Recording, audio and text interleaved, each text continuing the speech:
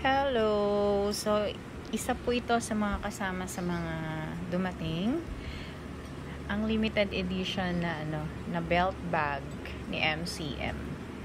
Meron po siyang dust bag at mga care cards and care booklets. Ayan po yung kasama sa kanya.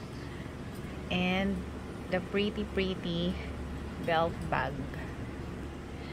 Actually, rare na rin po yung ganitong belt bag. Mahirap na rin tayo makahanap na maganda at syempre original na mga ganito. Ayan. Hawaii MCM Aloha. Ayan siya. With pineapple. At the same time, cognac canvas siya. Ayan. Ayan po yung condition niya. Super pretty. Gold hardwares. Ayan po yung kanyang strap. Sa strap, merong mga nakalagay na MCM. And adjustable po ito. Ayan. Ganda ng niya. Pinaka-lock niya. Adjustable. Tapos sa likuran, meron pa siyang zip compartment. Ayan po. Napaka-nice. Super nice. Super ganda. Corners. Nothing to explain sa mga corners. Ang pretty. Rare na to mga madam ha. Rare. Kaya grab nyo the opportunity. Sabay ganun. Oo, totoo po yan.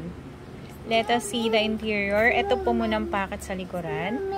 So, canvas po yung kanyang pinaka-interior lining. Ayan, brown canvas. Yung packet niya dito sa likod. And sa loob naman, let us see itsura nung kanyang interior sa loob.